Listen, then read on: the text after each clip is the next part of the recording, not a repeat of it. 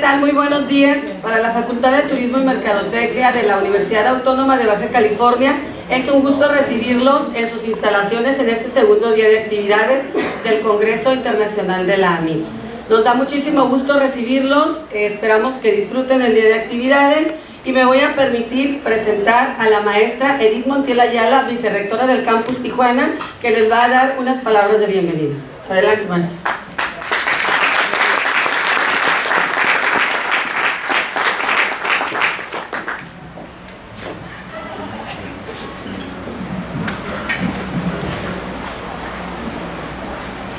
Muy buenos días tengan todos ustedes.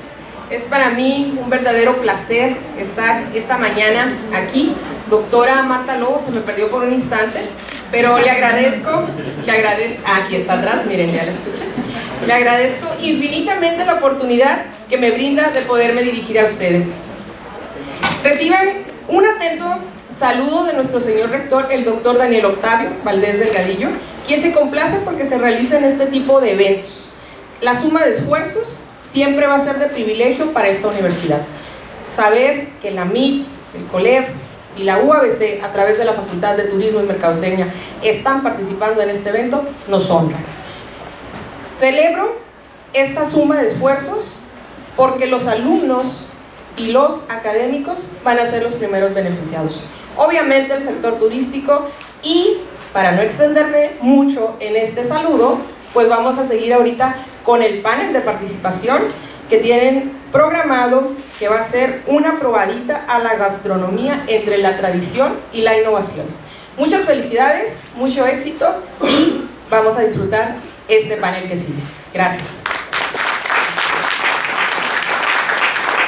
Muchas gracias, maestra Montiel, por sus palabras y darnos la bienvenida a la UABC en este segundo día de actividades. Pues bien, como mencionaba la maestra, vamos a dar inicio a las actividades académicas que tenemos programadas en esta jornada, que vamos a terminar muy agradable en Puerto Nuevo. Y vamos a dar inicio, me permito presentar el panel, una probadita a la gastronomía entre la tradición y la innovación, para lo cual me voy a permitir presentar y les voy a pedir que pasen, por favor, a acompañarme a la señora Norma Mesa Calle.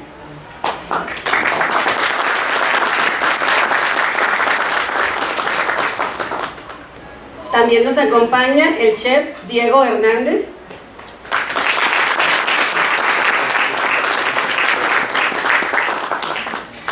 Démosle también de nuevo la bienvenida al doctor Javier Medina.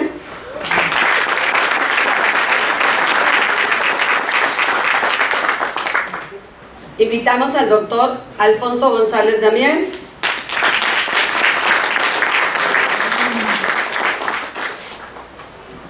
A nuestra anfitriona, que hoy juega el papel de panelista, la doctora Nora Bringas.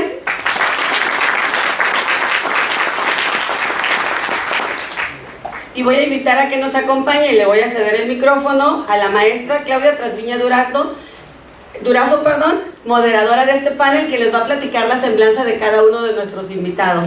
Que sea de muchísimo éxito este panel. Gracias, bienvenidos. Muchas gracias a la universidad por permitirnos estar aquí en este momento. Muchas gracias a todos los que están aquí presentes. Muchas gracias a los panelistas por haber aceptado estar aquí. El día de hoy quiero darles un pequeño preámbulo de lo que se tratará este panel. Esto es debido a que hemos tenido una gran empuje dentro de la gastronomía indirectamente con el turismo, ¿no? La creciente importancia de la gastronomía en la consolidación de un destino turístico ha sido evidente en los últimos años. Más allá de la necesidad fisiológica de comer, la cocina local es motivo de goce y disfrute durante el viaje turístico de toda persona que viene. Y representa una actividad que permite valorar la cultura de cada región, de cada pueblo, de cada país. Pero la gastronomía es mucho más que el simple acto de comer, pues las prácticas alimentarias de cualquier sociedad están cargadas de significados que confieren identidad a cada pueblo, a cada región. El hecho de cómo podrán identificar o podrán saber de dónde vengo. y representa también un recurso turístico importante que promueve a un gran número de personas que realizan los viajes turísticos para adentrarse a la cultura local y, ¿por qué no?, es un impulso a la economía local de cada región. Por lo que, a partir de esta pequeña probadita que les doy, me permito introducir a cada uno de los participantes de este panel, empezando, permítanme un segundito, con la señora Norma Mesa Calles. Norma Mesa Calles, aquí presente, nació en Juntas de Nejí, Tecate, Baja California. Inició desde temprana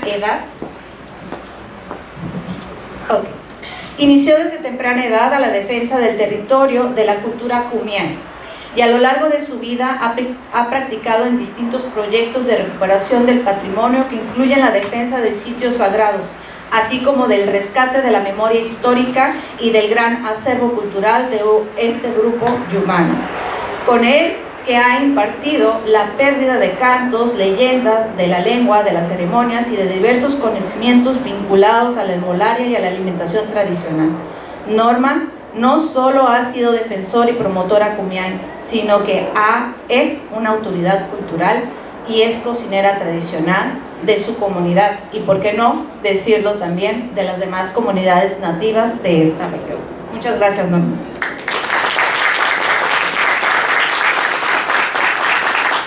Tenemos aquí también presentes al chef Diego Hernández. Muchas gracias por estar aquí. Nacido en Ensenada con un fuerte enfoque en la naturaleza, ha encabezado el movimiento de la Granja La Mesa en México desde la región vinícola del Valle de Guadalupe, trayendo la sostenibilidad a nuestro programa gastronómico. Su cocina es sincera, intuitiva y espontánea. Siente profundamente nuestro terruño, dejando que los ingredientes expresen su singularidad culinaria en un hermoso juego que muestra sencillez, experiencia y pura alegría de cocinar. Y también ha sido un digno representante de Baja California, ya ha estado en las listas de el Latin American dentro de los primeros lugares. Muchas gracias. Tenemos al doctor Javier Medina Luque, muchas gracias. Es catedrático y director de investigación del Departamento de Alimentación y Nutrición, Estudios de Ciencias de la Salud, Universitat Oberta de Cataluña, en Barcelona. Director de la Cátedra UNESCO de la Alimentación, Cultura y Desarrollo y presidente mundial del International Commission on the Anthropology of Food and Nutrition. Investigador principal del Food Lab, Grupo de Investigación Interdisciplinario de Alimentación, Sociedad y Salud. Autor o editor de una veintena de libros y casi 200 artículos científicos publicados en revistas internacionales y publicaciones especializadas. Entre sus temas de especialización, ha prestado un particular atención a temas como la alimentación, el patrimonio, el turismo y el desarrollo socioeconómico local. Fue miembro del equipo redactor de la candidatura de la dieta mediterránea como patrimonio cultural inmaterial de la humanidad de la UNESCO en el 2010. Es miembro del Consejo de la Alimentación de Cataluña. Ha recibido los premios Andrés de Irujo y 4 ocasiones el Gourmand World Cookbook Award. Muchas gracias.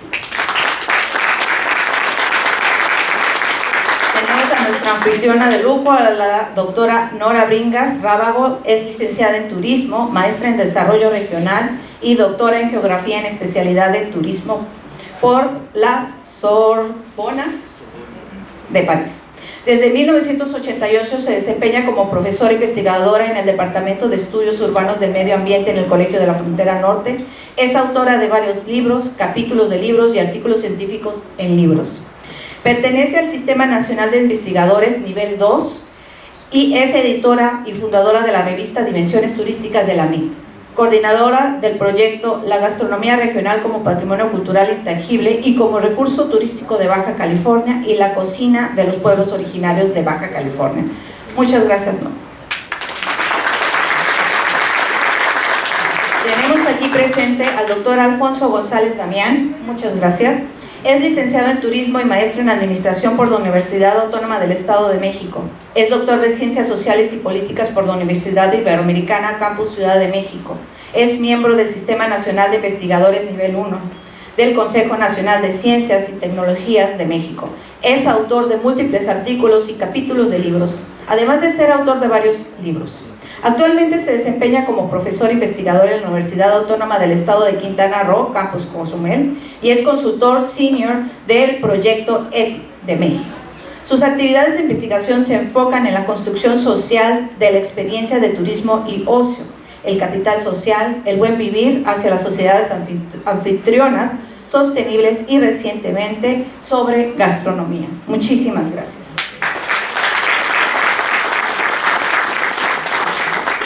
Pues después de esta gran presentación daremos apertura a las preguntas en este panel. Les solicito, cada panelista tiene 3 minutos para poder participar. Empezamos con una pregunta general para todos, dando pie desde Chef, para que me conteste esta pregunta. ¿Por qué se dice que la gastronomía es el pilar del patrimonio cultural del país? Gracias.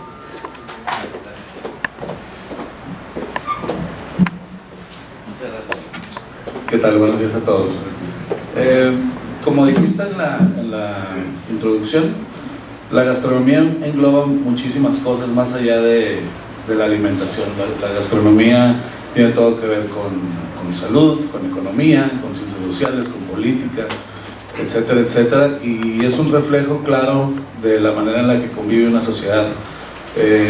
Yo creo que en México, a lo mejor un error de comunicación que tiene sus pros y sus contras es hablar de la cocina mexicana como si fuera una sola cosa, cuando pues todos sabemos que México es un país de regiones. Entonces pues yo creo que la mejor manera de conocer este país en particular es explorando cada una de sus regiones a través de las cocinas regionales de México. Creo que así se llama la maestría que tienen en culinaria, porque es algo que está como muy entendido. Si viajas en alguna zona del país y vas a un mercado, tú en esos mercados tradicionales o en los mercados populares puedes ver los ingredientes que se usan, ¿no?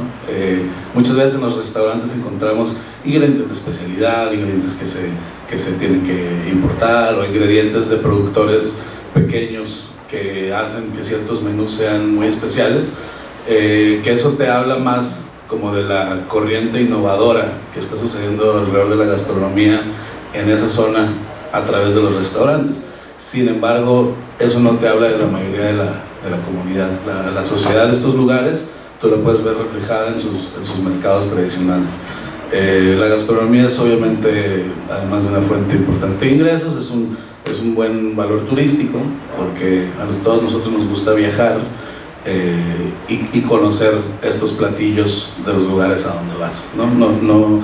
No sabe lo mismo ir a un lugar exótico a comer las mismas cosas que comes en casa, aunque hay gente que lo hace, ¿no? Hay intenciones de viaje alrededor de museos, iglesias y monumentos, pero a los que nos gusta comer, pues viajamos para probar. Y entonces al estar probando, teniendo diferentes experiencias con los sabores, puedes ver cómo funciona esa comunidad, te das cuenta que aquí se come más esto que el otro, lo puedes ver incluso en la fisionomía de las personas del lugar donde están, en la forma en la que se visten, etcétera, etcétera, etcétera. Entonces creo que por eso es muy importante empezar por ahí, y de ahí se va abriendo un abanico de cosas a las que le vas poniendo atención y te ayudan mucho mejor a conocer algún lugar, algún país.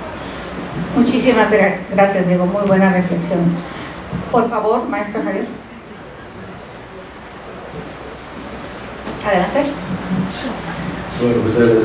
Pues en principio estoy muy de acuerdo con lo que dijo Diego en ese momento, así que no voy a repetirme, simplemente voy a dar un paso quizá al lado, ¿no? Y es simplemente recordar que hoy la gastronomía, las cocinas, la alimentación es un pilar del patrimonio cultural, pero esto es relativamente nuevo. O sea, no podemos olvidar, a pesar de que tenemos habitualmente muy mala memoria, pues de que hace 20 años esto no era así, de que la evolución que se ha dado en las últimas 2 décadas, sobre todo, ha sido muy, muy rápida, y que muy posiblemente, pues eso, a principios de este siglo, es decir, hace unos 20 años, no hubiéramos estado aquí hablando de esto, ¿no?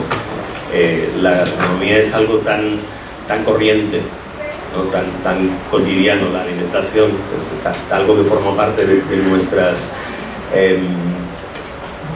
vidas cotidianas, ¿no? Intentamos comer como mínimo 2 o 3 veces al día, ¿no? Que ya es mucho, es algo tan cotidiano a lo que no le damos importancia, ¿no? Y eso ha impedido que sea considerado como cultura por un lado y como patrimonio por otro, ¿no? Por lo tanto, ya es un aspecto de la vida que ha tenido muchísimas dificultades para ser reconocido como tal. Y en segundo lugar, no podemos olvidar también que las cocinas han pertenecido siempre o casi siempre al ámbito subalterno de lo femenino, con lo cual siempre han tenido una dificultad añadida, además, para ser reconocidas y ser consideradas como parte de la cultura y por lo tanto también del patrimonio, ¿no? Por lo tanto, toda esa evolución que hemos vivido en los últimos 20 años, un poco más, ha sido como muy rápida, y yo creo que nos ha llevado en muchos sentidos, no en todos, pero en muchos sentidos nos ha llevado en buenas direcciones, ¿no? Muchísimas gracias, doctor. Ahora le cedo el uso de la voz al doctor Alonso, por favor. Muchas gracias. Sí, en efecto, no voy a repetir, estoy bastante de acuerdo con lo que han dicho.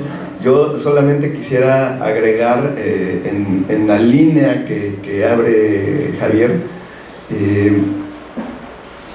plantearnos hoy el rescate de la gastronomía tradicional también es una forma de enfrentar de alguna manera o de confrontar a esa globalización, a esas ideologías, digamos, asociadas con el neoliberalismo, de imposición de ciertos alimentos procesados, industrializados, y que están a cargo o en las bases, pues, productivas de los grandes capitales, de la iniciativa privada. De alguna manera, entonces, voltear hacia lo tradicional, ponerlo en valor, rescatarlo, es también, de alguna manera, resistencia. Es una forma de resistencia actualmente, y es por ello también que es pertinente hablarlo, que es pertinente discutirlo, que es pertinente voltear a ver nuevamente hacia lo que estamos comiendo, por qué lo estamos comiendo y por qué eso forma parte de lo que está en nuestras mesas, de dónde proviene, y todo ello tiene una carga ideológica que no necesariamente está, digamos, a la vista. A mí me parece que es muy valioso el tema desde el año 2010, cuando se reconoce a México o la cocina tradicional mexicana como patrimonio de la humanidad. Pues la parte tradicional, estoy de acuerdo, no es una sola en todo México, pero la parte tradicional es en donde nos tenemos que detener, no es toda la cocina, es aquella que nos vincula con nuestros orígenes, con nuestros ancestros, con nuestra cultura, y es ahí en donde se convierte justamente en un pilar del patrimonio. Muchísimas gracias. Adelante, Nora, por favor. Adelante, Nora. Muchísimas gracias. Sí, estoy de acuerdo, porque cada región tiene sus comidas muy particulares y cada cocinero hace las comidas, pues, su sabor o identidad. En caso de nosotros, los nativos de Baja California, pues usamos las semillas y todo lo que hay en las montañas, y es una comida, cada cocinero tiene su sabor, y tenemos, como ustedes también, podemos tener los platos fuertes y también tenemos el postre. Es delicioso también cocinar, pero las cocinas sí ya están en el patrimonio de la humanidad. Baja California es parte de Baja California, patrimonio cultural y material de Baja California. Ok, entonces ya si está ahí, pues hay muchas comidas que también podemos también promover, ¿no? porque son deliciosas y son muy sanas. Bueno, a mí ya me gustan comer hamburguesas, pero no sé, pero las comidas de nosotros son muy sanas también, y enseñar cómo preparar y también darle sabores. Por la canela nosotros tenemos una que se llama Islaya, y es también con los sabores Islaya. Todos los sabores que tienen también acá los mestizos, también nosotros lo tenemos. Y sería muy bueno compartir con los chefs para que saquen sabores auténticos de la región de Baja California. Pues yo estoy dispuesta también a cooperar, y porque me gusta mucho comer también comidas, pues buscarles sabores y mezclar lo tradicional con lo que ya está, ¿no? Entonces sacar platillos, pero que sean auténticos de Baja California, algo así. ¿Qué puedo decir más? Mucho que decir, Norma. Muchísimas gracias. Gracias. Yo creo que sí, yo coincido con todo lo que se ha dicho, no voy a abundar, pero más bien quiero recuperar la parte que acaba de mencionar Norma. Norma es una cocinera tradicional, y yo creo que parte del patrimonio, yo diría que biocultural, porque las comunidades indígenas nativas, que hay mucho desconocimiento sobre ellas, y me alegro del hecho de que esté aquí Norma con nosotros. Yo creo que hay mucho que aprender de ellos, porque el patrimonio que contamos, las historias, la manera en que ellos utilizan los recursos que la naturaleza nos provee, y cómo comen, cuándo comen, con quién comen, y cómo lo preparan, a lo que saben, todo eso forma parte de nuestra identidad también, y genera también cohesión social. Entonces yo creo que eso es una parte importante de las raíces, de comprender un poco las raíces de este estado de donde venimos, por qué comemos lo que comemos. Yo quisiera que en algún momento tuvieran la oportunidad de platicar más con Norma, porque la cocina que ellos utilizan es una cocina que respeta las temporadas, es una cocina que está muy basada en los ciclos de la naturaleza, es una cocina donde se aprovecha todo, desde la raíz, las hojas, las flores, y las transforman en platillos realmente únicos, que son muy ajenos a lo mejor a lo que nosotros estamos acostumbrados a comer, porque hay mucho desconocimiento sobre la cocina de estos pueblos. Y creo percibir que Norma hace mucho hincapié en la cuestión de la autenticidad de la cocina de Baja California. ¿Por qué? Porque en Baja California somos el estado donde tenemos representado el mayor número de etnias de México, que no son originarias de aquí, pero viven de las 56 grupos étnicos que existen en México, 52 viven en Baja California. Entonces, esto que nos hace es que nos hace un estado multicultural, donde están representadas todas las cocinas de México, pero lamentablemente de la cocina que menos se conoce es la cocina de los pueblos que son nativos de Baja California. ¿Por qué? Porque son los que preparan platillos diferentes a los que se consumen en el resto del país, porque aquí estamos ubicados, recordémonos, en Aridoamérica. Nosotros no somos Mesoamérica, y obviamente las condiciones del desierto son muy diferentes, lo que nos ofrece a lo que nos van a ofrecer los bosques, montañas de otras partes de México. Entonces, en ese sentido, me parece muy importante el hecho de que se esté revalorizando, que se le esté dando importancia a la cocina de las culturas que son de aquí, y yo creo que en ese sentido, en nuestro patrimonio, porque es de todos, Norma ha jugado un papel muy importante en la conservación y la salvaguarda de este patrimonio. Entonces, hay mucho que aprender de ellos, hay mucho que también nosotros podemos ayudarlos, pero tomándolos en cuenta, no marginándolos, ¿no? En ese sentido, pues la verdad yo le quiero agradecer especialmente a Norma el hecho de que hoy comparta con nosotros este panel. Gracias, Claudia. Muchísimas gracias. Pues llevamos una muy buena reflexión de esta primera pregunta general para todos. Es un área de oportunidad para los que estudiamos o los que estamos en el ámbito de la gastronomía y del turismo también, ¿no? Porque hay que trabajar de manera transdisciplinaria para poder lograr y poder sacar adelante lo que son nuestras comunidades nativas, ¿no? Necesitamos mucho por hacer con ellos y hacerlos conocer al exterior y al interior de nuestra república. Muchísimas gracias. Bueno, seguimos con las siguientes preguntas. Vuelvo a recordar, tenemos 3 minutos por cada persona para no interrumpirlos. Cuando ya estemos cerca voy a levantar la manita, entonces cuando ya ven que levante la manita es que ya estamos en el tiempo límite, ¿sí? Bueno, empiezo con el doctor Javier con esta primera pregunta. ¿Cómo es vista la cocina mexicana desde el exterior? ¿Qué nos puede decir al respecto?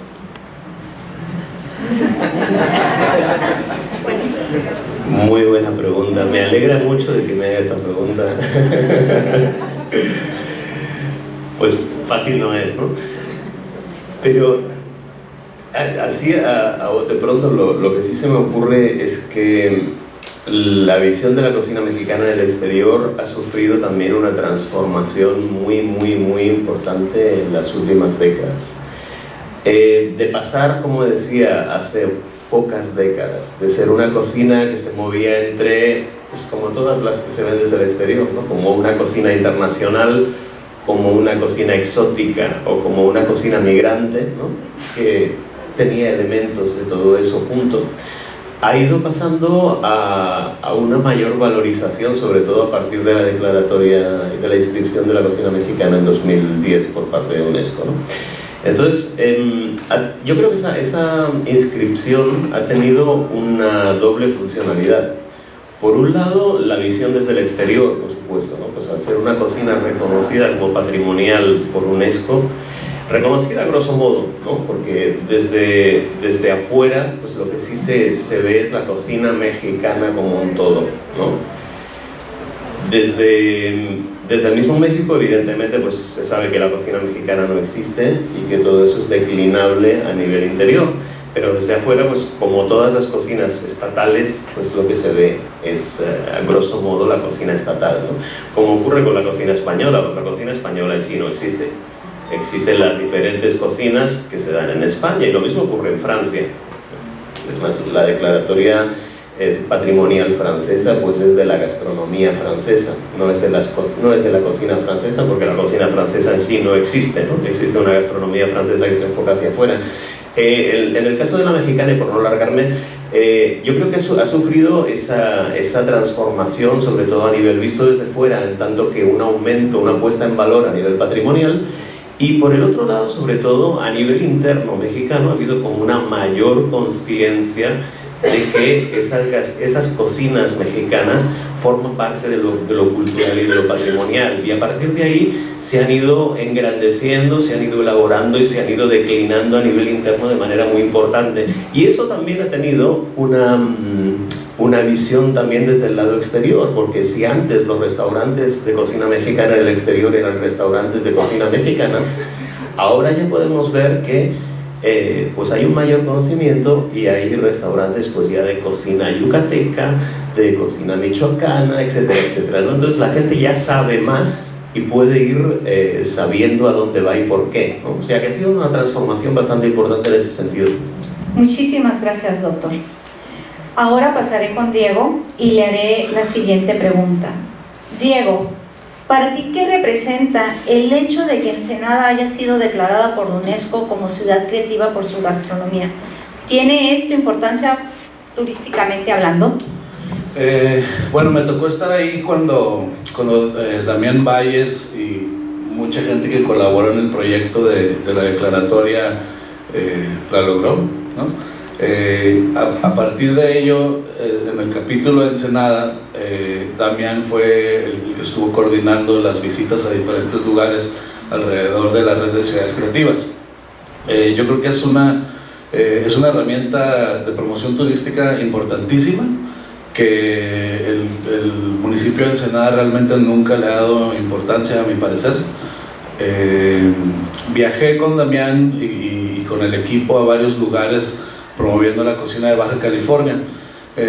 Hablando de mi experiencia como chef, he viajado a muchos lugares y me tomó algunos años entender lo importante que es comunicar paso a paso la manera en la que se cocina en esta región, porque como bien dice Javier, apenas ahora entienden que existe cocina yucateca, cocina michoacana, etcétera, etcétera. Cuando hice el restaurante Corazón de Tierra, yo lo primero que quise hacer hace 11 años, antes, cuando empezamos con uno aquí en Tijuana hace 13, 14 años, que yo quería hacer una cocina baja californiana contemporánea. Para poder hacer eso tienes que meterte a leer, a ver como la historia, platillos tradicionales, bla, bla, bla. y me di cuenta que no había realmente mucho material para poder conceptualizar. Entonces uno se tiene que ir a la raíz, que cómo nace una gastronomía, exactamente como cocina Norma, ¿no? Viendo geografía, clima, temporada, cultura, ingrediente. Entonces empezamos a hacer una cocina que a mi parecer respetaba esas cosas, pero al momento de que yo viajaba dentro de México a exponer esta gastronomía baja californiana, se entendía muy bien porque en todo el país se utilizan nuestros ingredientes. Pero si yo salgo de México a exponer la gastronomía baja californiana y les hago un tiradito de atún con esto y lo otro, y con la influencia asiática que tenemos y bla bla bla, la verdad es que nadie lo entendía. Entonces me pasó mucho que todo el mundo decía, muy rico, pero no sabía, esto no sabía que es México, ¿no? Entonces muchos eventos que servía, realmente yo sentía que había como una decepción de que venía un chef mexicano a Madrid a cocinar y no estaba haciendo tacos o no estaba haciendo ciertas cosas que eran dentro de la expectativa, ¿no? Cuando pasó esto de la UNESCO, que empecé a viajar con ellos un poco más, me di cuenta cómo en otros lugares del mundo realmente utilizaban esto como una herramienta importante, ¿no? El gobierno, por ejemplo, de Valencia, lo tienen pegado en todas las oficinas, el presidente lleva la bandera, ¿no? De que es ciudad creativa de la gastronomía.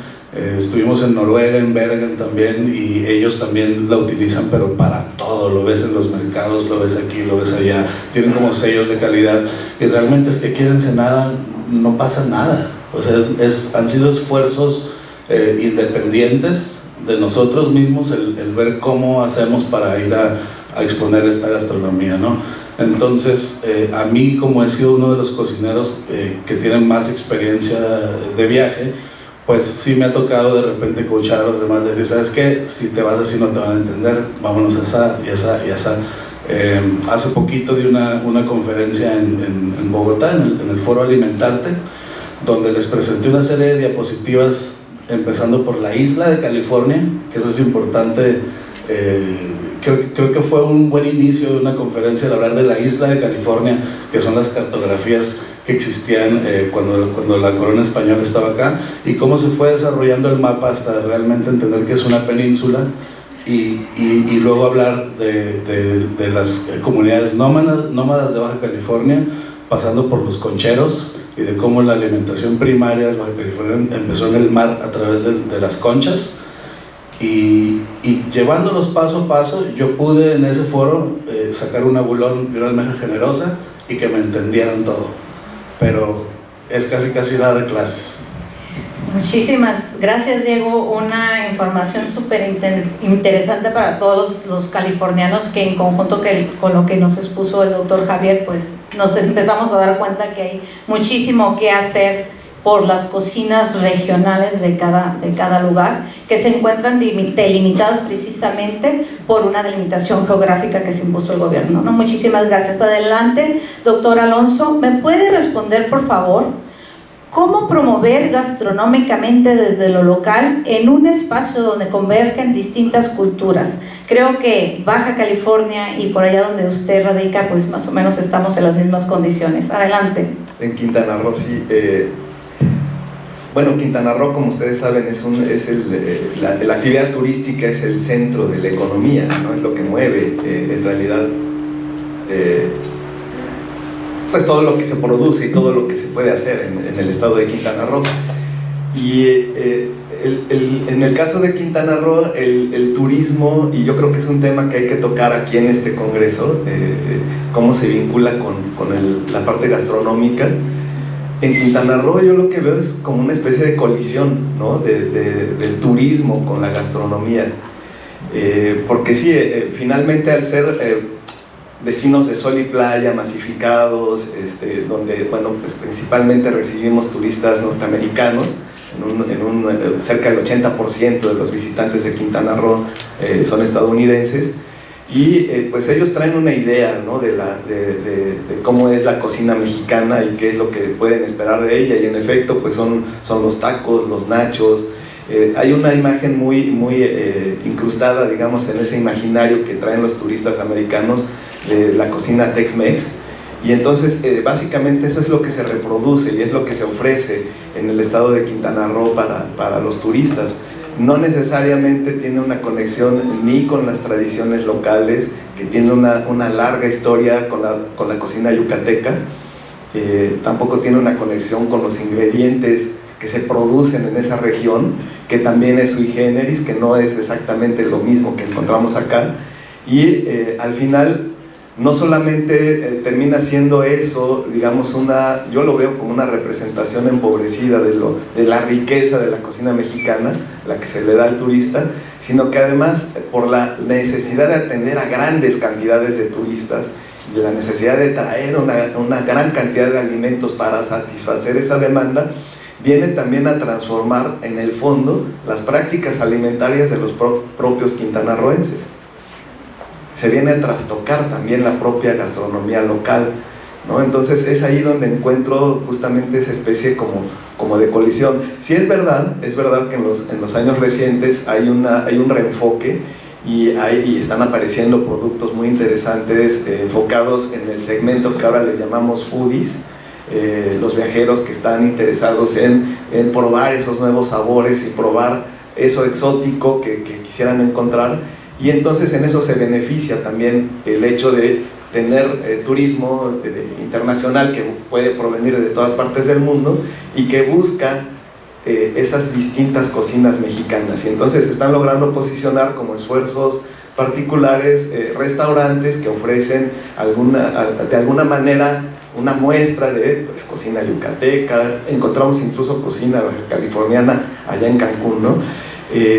Sin embargo, sí, lo que quiero decir es que se ha enfocado mucho, pues, hacia lo que busca el turista, y no necesariamente hay una conexión con las capacidades productivas locales, ¿no? No hay una búsqueda de encadenamientos productivos que puedan favorecer a lo local, a favorecer realmente a la economía local, y al final nos terminamos encontrando con una especie de mezcla que no necesariamente la veo como fusión, sino más bien como revoltura, ¿no? Muchísimas gracias, doctor Alonso. Ahora le cedo el uso de la voz a Nora, por favor. ¿Qué importancia tiene el medio ambiente para la gastronomía, por favor? Claro, gracias, Claudia. Bueno, yo creo que el medio ambiente define todo, porque a partir del clima, del tipo de suelo que tenemos, del territorio, del tipo de vegetación, es lo que vamos a comer. Porque no, respetando sobre todo esta cuestión de la sostenibilidad, yo creo que el medio ambiente es fundamental para lo que comemos, porque es lo que nos va a explicar, es lo que nos va a proporcionar todas las condiciones naturales para que se den tanto la flora como la fauna, ¿no? Entonces, que finalmente es de lo que nos alimentamos. Entonces, en este sentido, el medio ambiente juega un papel fundamental en esto. Claro, después viene la mano, bueno, no voy a decir hombre y mujer para no entrar en cuestiones de no inclusión, pero yo creo que eso es básico, ¿no? ¿Por qué? Porque ¿qué comemos? Lo que nos da el medio ambiente. Por eso no es de extrañarse que las culturas nativas se alimenten de los cactus, se alimenten de las flores de estos cactus, de los frutos, de las raíces, de los animales, que a veces nosotros nos causa repulsión pensar que originalmente pues ellos se alimentaban de insectos, se alimentaban de ratas de campo, que son animales pues que comen puras hierbitas, ¿no? A mí nunca se me va a olvidar, eso me lo enseñó una cocinera tradicional de los Pai Pai, que cuando organizamos un evento, el primer encuentro de cocineras tradicionales, que también participó Norma, y yo le pregunté ingenuamente, y me dice, a Farlo, debes de conocer, y le dije, oye, le dije, ¿qué vas a cocinar? Porque fuimos a hacer una entrevista con ella antes, ¿qué vas a cocinar? Le dije, ustedes comen liebre, y liebre o conejo, ingenuamente, ¿no? Y entonces yo pensé que era lo mismo, admito mi ignorancia, y entonces me dice, ¿qué te pasa? Me dice, nosotros no comemos liebres, las liebres son carroñeras, el conejo no. Y dije, oh my God, o sea, ¿sabías? O sea, desde ahí se me quedó muy grabado que nosotros nos imaginamos muchas cosas desde fuera, pero ellos sí tienen claro que, y además, no van a cazar un conejo en todo el año, hay épocas en las que ellos comen conejo, porque yo les preguntaba, ¿vas a hacer conejo en un encuentro? Me dijo, no, ahorita no es temporada de conejo, ahorita los conejos se les hace una bola en la garganta y que no es aconsejable comerlo, entonces va a ser venado porque son otro de los platos típicos de aquí. Me dice, no, porque ahorita es la época en que están pariendo las venadas y no cazamos, ahorita no. Entonces me fue educando en esta cuestión de los ciclos de la naturaleza, y a partir de ahí yo entendí que realmente nosotros tenemos mucho que aprender de ellos, porque en realidad ellos identifican cuándo sí y cuándo no van a cazar, ¿sí? Entonces no son ellos los que están agotando los recursos, ¿sí? Que están haciendo un uso excesivo de ellos, porque ellos sí respetan las temporadas. Yo con Norma hice recorridos, de hecho hicimos un recorrido para recolectar bellotas. La bellota es el fruto con lo que ellos hacen su plato típico, que es el atole de bellota. Entonces, pero hay que hacerlo en ciertos meses del año. Entonces, cuando a mí me dicen de turismo, vamos a que hagan atole de bellota o vamos a recolectar, digo, es que no se puede. Tenemos que respetar lo que ellos... No es para darle gusto al turismo que vamos a transgredir las prácticas de los pueblos originarios. Entonces tenemos que respetar también lo que ellos comen en la temporada que ellos lo comen, y vamos a no abusar de esos recursos. Entonces, respondiendo en general, el medio ambiente es fundamental, y los conocimientos ancestrales, por supuesto, que también son importantes. Gracias. Muchísimas gracias, Nora. Doctora Nora. Norma, por favor. ¿Por qué es importante el rescate de la cocina tradicional de Baja California? Bueno, para nosotros los nativos nos interesa, porque muchos están comprando pues predios y tiran lo que es, por ejemplo, las plantas que nos dan en la islaya, la fruta que nosotros consumimos, como cerezas, y aparte le hacemos un postre bien rico con ella. Entonces queremos que más o menos conozcan que eso se come, porque los tiran, van limpiando, meten tractores y desaparecen, ¿no? Entonces nos estamos quedando con muy poca, de esas plantas tardan mucho para crecer. En caso de los encinos hacemos bebidas, y hacemos como el atole que le dicen, como es la tortilla. Por eso es importante, no para que digan, ay, quiero que me tomen en cuenta, no, queremos que nos ayuden a conservar lo que es las plantas, porque el día de mañana así están destruyendo muchas casas cerca de nosotros, entonces ya no vamos a tener dónde juntar esas semillas, todo lo que conlleva para la alimentación de los nativos, se está acabando. Entonces, para producirla, pues, ¿cuántos años nos vamos a llevar? ¿Cuánto tiempo crece una islaya, un encino y otras cosas que se comen? Hay muchas que se pueden procesar, y esa alimentación es por eso lo importante, para que nos ayuden a cuidar pues todo lo que es el alimento de nosotros, porque para nosotros es el alimento, como ustedes, la tortilla de harina. La tortilla de harina llega después con los españoles, pero también lo usamos, pero por eso la atole bellota es lo que nosotros usamos. Vivían más de 100 años los nativos, porque son comidas sanas, saludables, que nosotros también hemos estado dejándolo, porque a veces batallamos, porque los encinos ya tienen dueño, no podemos ir a juntar las semillas. Entonces, si es algo, si el Estado, lo que reconocen que esa es alimentación de nosotros, pues no van a dejar juntar las semillas, porque muchos están siendo particulares. Y creo que también eso, está en mí pensar, pues quiero enseñarle a todos que el día de mañana a lo mejor ya no hay agua porque siembran sus verduras. Quizás todos estemos usando, ahora la pandemia, ¿no? Yo les decía, tenemos que dar más talleres para que la gente coma, lo que hay aquí, lo que está, y que también se puede alimentar, y que quizás puede ser venenoso, pero por eso se llevan muchos procesos. Mi tribu supo cómo prepararlo. Quizás en aquellos tiempos ellos eran sabios, eran, ¿cómo se dice?, brujos. Ellos soñaban, ellos meditaban, ellos miraban cómo podían procesar esa semilla para poder hacer alimento y que sea saludable también, medicinal.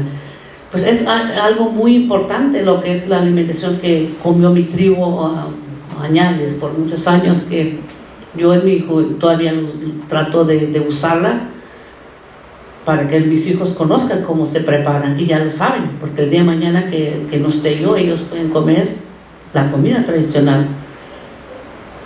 ¿Qué más puedes decir? Muchísimas gracias, Norma. De aquí nos podemos dar cuenta de la importancia de todas las ciencias que pueden apoyarnos para la conservación de nuestra biodiversidad, que va indirectamente relacionada con la cultura. Si perdemos la biodiversidad, perdemos nuestra cultura. Muchas gracias. Javier, por favor, la siguiente pregunta: ¿qué necesitamos hacer como sociedad para evitar caer en la folclorización y la banalización del patrimonio cultural gastronómico? Por favor.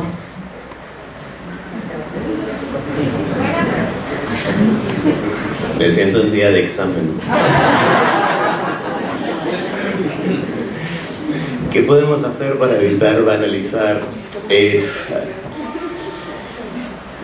Pues es difícil responder porque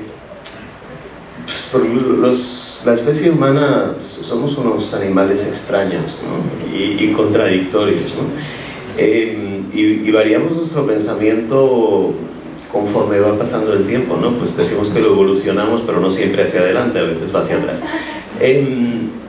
Justamente hoy estamos intentando reivindicar las cocinas locales y proteger las cocinas locales, tal como comentaba Norma hace un momento, ¿no?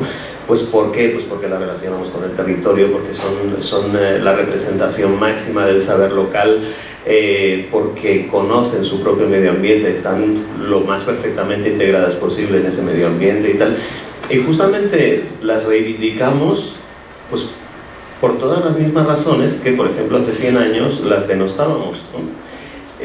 Porque son excesivamente locales, porque las hace gente de una clase que no es la superior, ¿no? Por lo tanto, pues es gente poco interesante o poco civilizada, porque están excesivamente dependientes del medio, ¿no? Y porque son cocinas poco gastronomizadas y tal, y por lo tanto, pues bueno, lo que importaba pues eran las cocinas internacionales, la cocina francesa, ¿no? Que es la que ocupa nuestros recetarios pues desde el siglo XIX, ¿no? La cocina que nos muestra como que personas importantes, ¿no? Hacia el exterior.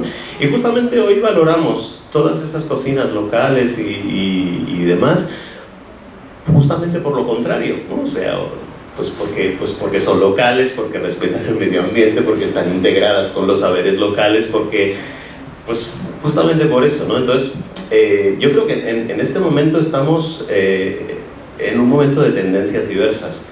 Por un lado estamos intentando reivindicar lo local porque es importante, porque sabemos que forma parte de nuestras culturas, porque significa mucho hoy en día para nosotros, y al mismo tiempo tenemos la tendencia contraria, pues de cocinas estándar, ¿no? Que es lo que muchísima gente busca, ¿no? Pues estábamos comentando ahora pues en Quintana Roo, ¿qué van a buscar? Pues van a buscar cocina mexicana. ¿Y qué es la cocina mexicana? Pues nachos con guacamole, ¿no?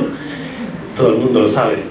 Entonces, por lo tanto es lo que la gente va a comer y el resto pues tampoco importa tanto, ¿no? Entonces nos estamos encontrando en un momento de tendencias contradictorias en que todo es posible al mismo tiempo y que tampoco es tan contradictorio, son las dos puntas de un mismo vector, que una apunta hacia un lado y permite unas cosas y la otra apunta hacia otro y permite otras cosas. Y hay más vectores, ¿no? Pues como la cocina creativa, que innova a partir de todos esos elementos previos, ¿no? Que tiene algún respeto por lo anterior y que está innovando hacia adelante, y todo es posible al mismo tiempo. Por lo tanto, ¿hay riesgos de banalización? Pues por supuesto, no hay riesgo, estamos banalizando, y en muchos casos estamos banalizando conscientemente porque queremos vender eso, ¿no? Pues los turistas tampoco van a venir a comer una cosa que no existe, ¿no? Pues no, pues van a venir y van a comer de eso porque se lo estamos ofreciendo. Y se lo estamos ofreciendo porque sabemos que también lo buscan, ¿no? Pues todo existe al mismo tiempo, ¿no? Yo creo que es una de las riquezas y contradicciones del momento presente justamente por eso. Muchísimas gracias, la boca llena de razón. Bueno, sigo con Diego, por favor. Diego, usted que va viajando por mucho promoviendo la gastronomía de Baja California, ¿qué puede decirnos ¿Baja California se está adecuando a las tendencias gastronómicas mundiales? Híjole. Sí, pues es que, ajá. O sea, sí, pero para bien y para mal, pues. La verdad es que es para bien y para mal, porque la cocina de Baja California, como la entendemos ahorita, desde la perspectiva de los chefs, no de los investigadores ni de las cocinas tradicionales, sino yo me hice en el mundo del restaurante, ¿no? Y esa es la experiencia que yo he tenido. Y a lo que llegué buscando el mejor sabor, dándome cuenta de que hay ciertos ingredientes que saben mejor que otros, a pesar de ser el mismo. ¿Por qué? Buscando esto me llevó pues a tener que leer, investigar, aprender un poco de naturaleza, de personas de siembra, etcétera, etcétera, etcétera, etcétera. Pero la cocina de Baja California, en el momento en el que se hizo popular, se conceptualizaron algunas ideas, como por ejemplo la cocina Baja Med, que empezaron a exportarse porque la Secretaría de Turismo la acuñó y se convirtió en una tarjeta de presentación de ven a Baja California a conocer la cocina Baja Med. Esta cocina Baja Med yo creo que como ideología está muy bien fundamentada en el tema de migraciones, en la historia de Baja California, pero siento que le hace falta aterrizar en la parte de dónde están nuestras comunidades nativas con sus técnicas, sus procesos, y dónde está el uso de nuestras plantas nativas. A mí me abrió mucho los ojos hace 3 años, fui a cocinar a Tel Aviv y entendí que sí estamos en la franja mediterránea, pero nuestro clima y nuestra geografía no tienen nada que ver con el Mediterráneo europeo, que es en el que nos hemos aferrado los cocineros en decir, la cocina Baja Med, vamos a hacer romesco, ¿no? Realmente el Mediterráneo que nos corresponde geográficamente es el Mediterráneo del Levante, que es Siria, Israel, Líbano, y todas estas plantas desérticas que ellos utilizan en su gastronomía local son las plantas desérticas que nosotros tenemos y que no utilizamos para nada. Tienen diferente nombre, pero es la misma especie. El trabajo creo que ha sido más bien indagar hacia adentro, poder entender, ok, esta planta allá la usan así, aquí en Baja California no sé cómo se usa, a lo mejor voy a empezar usándola como lo que ya conozco, pero luego no tengo acceso a ella. Hay un par de personas en Ensenada, biólogas, que han sacado permisos, que han ido a caminar con ustedes a los senderos, que han hecho identificación de plantas y que luego designaron algunos espacios para cultivarlas, digamos ya abajo, de manera comercial, en la que yo como restaurantero le puedo decir, ¿sabes qué? Tráeme 1 kilo de saladito, ¿no? Que en Israel se llama sumac. Ciertas cosas así es lo que yo creo que realmente necesita la cocina de Baja California para innovar. Lo que ha sucedido es que salimos y traemos técnicas y productos hacia adentro. También es una forma de innovar, no digo que esté mal, pero creo que la verdadera innovación y lo que va a terminar de cerrar el ciclo de darnos la identidad gastronómica que merecemos es explorar hacia adentro en vez de hacia afuera. Muchas gracias, Diego, muy cierto lo que mencionas. Alonso, por favor. Alfonso. Bueno, desde su punto de vista, los cambios generados por la globalización han facilitado el día de hoy traigo la lengua traba, obstaculizado la valorización de la gastronomía local como atractivo turístico capaz de atraer corrientes de visitantes. Sí, a ver, bueno, podemos decir que esto es lo que llamamos globalización, pero finalmente es lo que terminamos haciendo nosotros mismos, ¿no? Y hoy acudo a algo que también comentaba Javier en su plática de ayer. Pues los culpables de lo que le damos a los turistas, pues no son los turistas, ¿no? Finalmente somos nosotros mismos los que trabajamos en el ámbito del turismo, los restauranteros, toda la cadena productiva, no solamente quien ya le pone el plato enfrente del turista. Lo que sucede es que estamos muy acondicionados o muy cómodos pues con esta industria alimentaria internacional, que es la que nos provee, la que nos lleva, y estamos muy cómodos con ella porque finalmente es la que tiene la capacidad de abatir costos y nos vende de una manera pues más económica, más accesible, nos permite producir en grandes cantidades y entonces realmente tener mayores beneficios económicos. Entonces el tema no lo veo yo tanto desde la globalización, sino es justamente esa, el cochino dinero, decimos, ¿no? Esa ambición por parte en genérico, no quiero hablar de caso en particular, en genérico de la industria turística, por pues maximizar el beneficio económico, ¿no? Y pues no importa que sea lo que se empobrezca, incluida el propio plato que se está presentando al turista. Y bueno, pues es mucho más fácil decir, bueno, esto es culpa de la globalización porque bueno, el turista quiere eso y es lo que yo le doy, ¿no? Cuando en el fondo está eso. Yo creo que hay que verlo en términos estructurales, ¿no?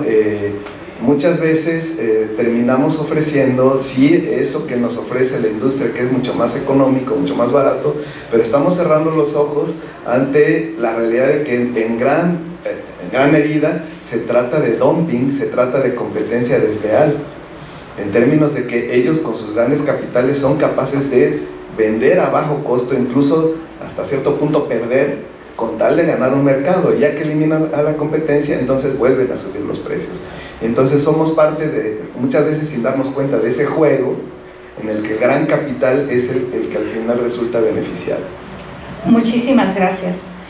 Nora, por favor. Nora, ¿me podrías decir, la migración tiene o ha tenido alguna influencia en la gastronomía local? Sí, la respuesta de entrada es obviamente sí. Yo creo que no puede explicarse mucho de la cocina yo creo que todo el mundo, pero en especial de Baja California, sin atender las olas migratorias que la han nutrido. No creo yo que salvo las comunidades indígenas, que ya ni siquiera tampoco pueden ellos acceder solamente a cocinar lo que tradicionalmente ellos consumían. Yo creo que la migración tiene mucho que ver en lo que comemos hoy en día, ¿no? Porque, como bien lo mencionaba Diego, bien, estamos ubicados en una franja, en un microclima de tipo mediterráneo, y eso de alguna manera también ha dado las condiciones naturales que para que se dé, por ejemplo, el olivo, la vid y otras cosas, pero también tenemos la influencia, por ejemplo, asiática. No podemos explicar la cocina de Baja California, que es lo que decía Diego, que era muy difícil de entender, sin explicar la influencia asiática que hemos tenido. Y obviamente todas las cocinas de México, porque como les mencionaba antes, en Baja California tenemos casi todas las culturas de México representadas. Entonces es una mezcla, es un crisol de culturas, y así es nuestra cocina también, muy rica, muy variada, pero adaptada a las condiciones climáticas de este estado. Por ejemplo, la comida china es la comida típica de Mexicali, que les cuesta mucho trabajo afuera entender eso, pero la migración china para Mexicali fue fundamental, y la mejor comida china de México la vamos a encontrar en Mexicali, porque hay muchísima influencia de esta cultura, pero la cocina no es la cocina obviamente que se va a consumir en Asia, ¿no? En China. Aquí la cocina fue adaptada y fueron incorporando ingredientes propios, como los espárragos, como el brócoli, que eso no lo vamos a encontrar en la cocina en China, ¿no? Ni muchas otras hierbas que tenemos nosotros, élites, que ellos no los tienen, y viceversa. Entonces, ¿qué hicieron ellos? Pues transformaron su dieta incorporando los ingredientes locales, ¿no? Entonces no podemos explicar el taco de pescado de Ensenada, que es típico, sin entender que la cobertura que tiene es el tempura japonés, y así nos vamos, ¿no? Nos vamos, simplemente los tacos, ¿cómo se llaman los que vienen de Arabia? Los tacos al pastor no son mexicanos, la técnica no es mexicana, pero fue adaptada y fueron incorporados nuevos elementos. Entonces hay muchas cosas que vamos tomando de otras culturas y que a veces ni siquiera lo sabemos, que no son nuestros, que son de otras culturas. Y claro que es importante la migración, yo no lo veo como algo negativo, yo creo que al contrario, ha venido a enriquecer la cocina de todo el mundo y claro, uno va tomando lo que mejor le parece y nos va dando esa propia identidad, ¿no? Vamos transformando las cocinas y las vamos haciendo nuestras, pero sí, la migración ha sido importantísima. Muchísimas gracias, Nora. Creo que esto es parte del crecimiento del patrimonio de cada región, ¿no? Es ir adaptando y adoptando nuevas saberes. Norma, por favor. ¿Qué están haciendo ustedes como comunidad nativa para proteger y salvaguardar sus tradiciones culinarias?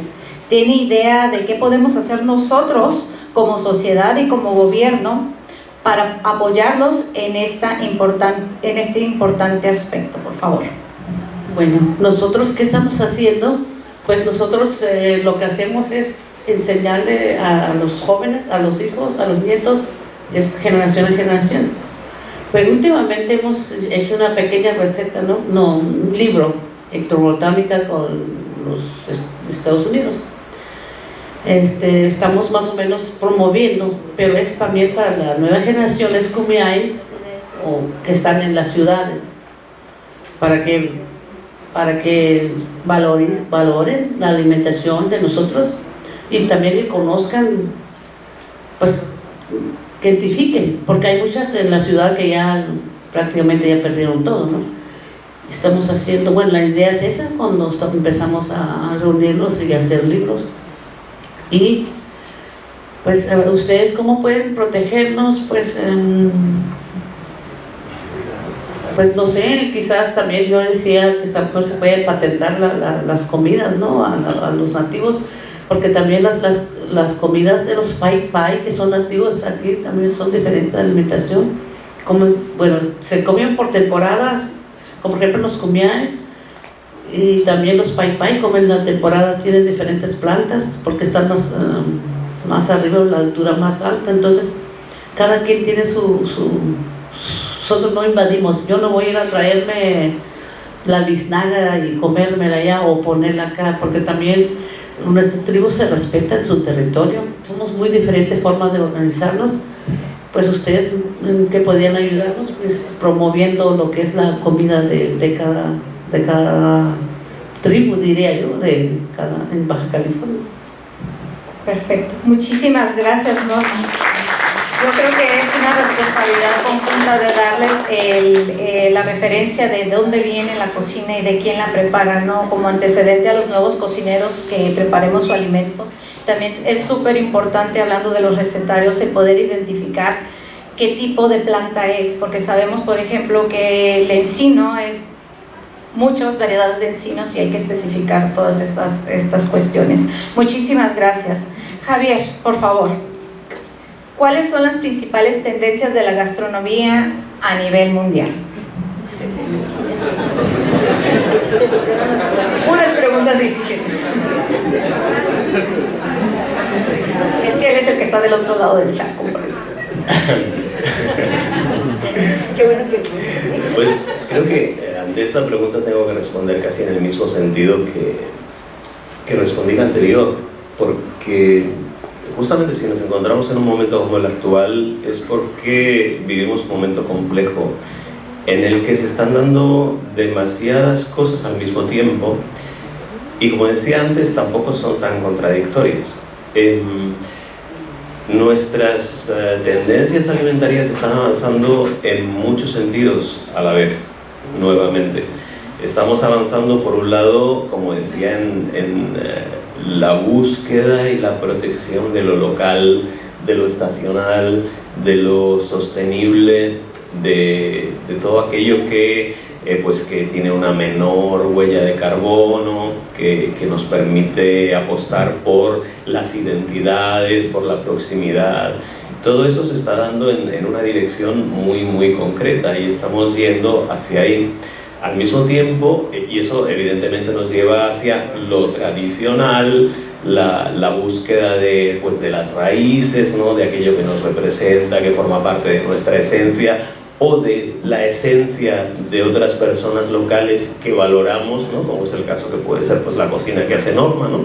que es suya, evidentemente, pero que la valoramos en tanto que local, ¿no? Por lo tanto, ella formaría parte de esa tendencia por un lado. Al mismo tiempo, estamos yendo hacia cocinas creativas que tienen diferentes orígenes, que tienen diferentes intereses, que parten de productos locales o no, que parten de cocinas locales o no, que tienen diferentes preocupaciones y que tienen también diferentes vinculaciones con el territorio, ¿no? Entonces, a partir de ahí tenemos la cocina tradicional por un lado, la cocina creativa por otro, y nos encontramos también al mismo tiempo en un momento de eclosión de las cocinas internacionales, ¿no? Pues en todas partes podemos encontrar cocina japonesa, podemos encontrar cocina china, podemos encontrar cocina peruana, francesa, mexicana, española y demás, ¿no?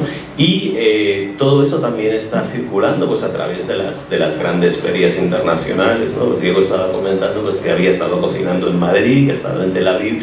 Todo eso circula y al mismo tiempo va creando pues todas esas nuevas tendencias gastronómicas de alto nivel que van recorriendo pues las ferias, van mezclando productos, se van influyendo las unas a las otras, tanto a nivel de producto como de platillo como de técnicas, ¿no? Por lo tanto que se van cruzando y van fructificando, ¿no? Entonces podemos decir, pues vamos en muchísimas direcciones y son contradictorias, ¿no? No son contradictorias, ¿no? No es en absoluto contradictorio, todo forma parte de los diferentes avances que se van cruzando además pues con otros tipos de opciones alimentarias, ¿no? Que cada día están pues más a la orden del día, ¿no? Pues si hoy se puede ser kilómetro cero o localista, se puede ser vegano, ¿no? Se puede ser apuntar a la sostenibilidad, y también en muchos sentidos creemos que vamos en el que van todas las tendencias en el mismo sentido y no van, ¿no? Porque cada una tiene su objetivo concreto, ¿no? Pero como digo, nada es contradictorio y en estos momentos pues estamos en un momento de una complejidad tal que todo es posible, todo avanza en dirección a diferentes caminos, pero avanza dentro de un cierto orden más o menos controlado. Muchísimas gracias, Javier. Diego, por favor. ¿Se está innovando en la cocina de Baja California? Sí se está innovando. Creo que va un poco de la mano igual con la respuesta anterior que di. Quisiera a lo mejor aportar un poco más a lo que dijo Javier ahora, si me permiten. Dentro de todo ese contexto que ahorita nos comentó, que está perfectamente descrito, yo veo en los restaurantes que hay buena cocina y mala cocina, ¿no? Y en cada uno de esos tres panoramas que puso, por ejemplo, en las cocinas creativas, veo que a lo mejor hace 15, 20 años radicaba su creatividad en la incorporación de productos extranjeros. Entonces en México hacíamos salmón al pastor, por ejemplo, ¿no? Y el día de hoy sí es una cocina que está profundamente arraigada en el locaborismo, y esa es una tendencia mundial. A cualquier lugar que vayas, a un restaurante de cocina creativa, si no están utilizando producto local, orgánico, de temporada, haz de cuenta que no lo están haciendo bien, ¿no? Entonces esa es la tendencia actual, y lo que sucede ahí es incorporación técnica. Entonces ya el cocinero, el chef, el equipo de I+D, pues tiene que explorar técnicas de manejo de ingredientes para poder utilizar un ingrediente local que le hable a la gente de Baja California, en este caso, con unas técnicas que no ha visto, ¿no? Que lo hagan realmente decir, wow, qué creativo es esto. Pero al momento de tú utilizar los ingredientes locales, haz de cuenta que es como tener un traductor, porque ya les estás hablando en su idioma, pero de una manera que no habían visto. En el otro tipo de restaurantes, que son, digamos, los que se exportan, un restaurante de cocina mexicana en Madrid, por ejemplo, yo lo que he visto en los restaurantes de alto nivel, voy a hacer una referencia a un lugar que se llama Punto MX, que tenía una estrella Michelin, ¿no? Este lugar, ellos hacían cocina, ellos lo que exportaron fue la técnica tradicional mexicana. Entonces su creatividad no radicaba en hacer platos locos, sino radicaba en hacer platillos que aparentemente son tradicionales, hacían tacos, hacían chiles rellenos, hacían flautas, etcétera, etcétera, pero con el ingrediente local español. Entonces encuentras, por ejemplo, tacos de carnitas hechas con cerdo ibérico confitado en grasa de jamón. Entonces esas son cosas que dices, wow, ¿no? Y luego ellos sembraron una huerta en Segovia donde cultivaban su maíz, y luego lo empezaron a nixtamalizar, y entonces hacían las tortillas hechas a mano, ¿no? Y en esa misma huerta tenían chiles jalapeños, y su amigo vitivinicultor les regaló barricas viejas en desuso que ellos utilizaban para ahumar estos jalapeños y hacer sus propios chipotles, ¿no? Entonces esa es buena cocina, y al final de cuentas lo que te ponían en el plato no era diferente al taco de carnitas que te comes aquí, pero a la hora que lo llevas a la boca es otro contexto, ¿no? Entonces creo que esa es la buena cocina, y hacer mala cocina pues ya todos sabemos qué es, ¿no? Gracias. Muchísimas gracias, Diego. Alfonso, por favor. Usted, que viene prácticamente de la otra península del país, la isla de Cozumel, ¿identifica algunas diferencias en la cocina de ambas regiones, es decir, Baja California y la península? Sí, desde luego, y no solamente tiene que ver con los ingredientes como tal, sino aquí quiero meter el tema de la cultura en la parte del consumo, ¿no? En las prácticas de consumo de los alimentos hay grandes diferencias, incluso en cuanto a los horarios en los que se consumen los alimentos, ¿no? Y qué tipo de alimentos se acostumbra en las mañanas, y qué tipo de alimento acostumbramos al mediodía o más tarde por la noche, ¿no?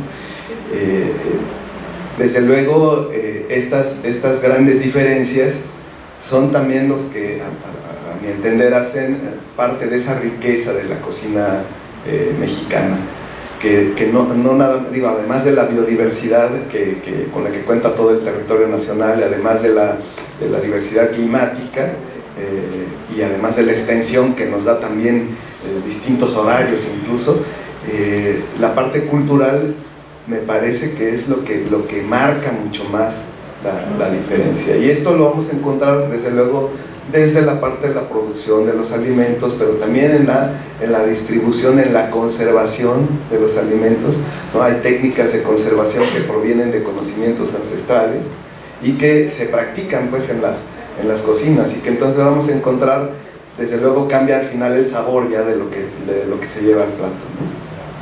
Muchísimas gracias. Desde empezar de que el lunes y el martes y el miércoles tienen un platillo específico para comer, ¿no? Sí, claro. Bueno, esa es una costumbre yucateca, precisamente hablamos de los consumos. Durante algún tiempo, sobre todo en Mérida, pues se comenzó a acostumbrar, cuando la gente empezó a comer fuera de casa, eso es importante mencionarlo, del siglo XX, entonces existe cierta costumbre pues en las cocinas económicas en la ciudad de Mérida, que comienzan a ofrecer un determinado platillo al día, y tenía que ver un poco con la problemática de conservar los ingredientes en su mejor condición, ¿no? Entonces el lunes de frijol con puerco, ¿no? O sea, es forzosamente en Mérida es lunes de frijol con puerco, ¿no? Los sábados de lechón al horno, ¿no? Por ejemplo, los domingos cochinita pibil. Entonces tiene que ver, sí, justo con el día en que se sacrificaba el animal, y después para llevarlo a la conservación y poder llevar los platos pues en cierto orden, pero finalmente fue quedándose en la cultura local, y hoy en día lo seguimos encontrando prácticamente en toda la península de Yucatán. Allá mismo en Cozumel encontramos estas prácticas. Muchísimas gracias. Nora, por favor. Nora, ¿qué se puede hacer para promover buenas prácticas en la gastronomía local y hacerlas más sostenibles? ¿Es posible hablar realmente de gastronomía sostenible? La pregunta de los 64. Pues yo creo que sí, ¿no? Si respetamos las temporadas y consumimos productos locales, orgánicos, que es finalmente una de las tradiciones que mencionaba también Diego, que es parte de esas tendencias mundiales, yo creo que sí podríamos hacerlo. ¿Por qué? Porque estamos contribuyendo también a disminuir la huella ecológica o la huella de carbono, aprovechamos los productos de temporada y no incorporamos en nuestros menús platillos que no son de aquí o ingredientes que no son de aquí, como el salmón, que es de los productos, por ejemplo, que más se consumen en los restaurantes, según lo he escuchado por varios chefs, pero no es un producto que es nuestro y que sí está muy expandido en el gusto, yo creo, de los comensales, pero entonces obviamente ahí no estamos hablando de una cocina muy sustentable. Pero yo aprendí, bueno, me ha tocado dar clases, yo en la teoría y Diego en la práctica, con Javier Plasencia, con Norma, con muchos otros. He tenido la fortuna de trabajar con muchos de los chefs que están haciendo algo por posicionar la gastronomía de Baja California, yo creo que a nivel mundial. Y yo recuerdo que cuando yo les hablaba a mis alumnos en Culinari, bueno, Claudia fue una brillante alumna, que yo les decía, yo les hablaba de las prácticas sostenibles, de lo que se podía hacer para disminuir el consumo, sobre todo de los energéticos, que pues son de las cosas que más dañan, ¿no? La cuestión ambiental.